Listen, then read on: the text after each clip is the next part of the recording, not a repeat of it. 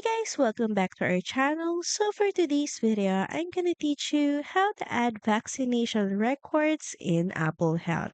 So first head over and launch your Health app, and here make sure that you're logged into your account. Next, at the top right corner of your screen, click on your profile icon, and here you should see the medical ID setting. Click on it, then here scroll down until you see the notes section.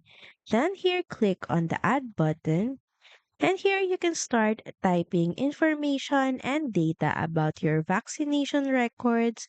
You could add your vaccine name, date administered, dose number, and provider or location. Then once done, head over and click on the done button. So that's pretty much it. Thank you very much for watching this video, and I'll see you again on the next one. Bye!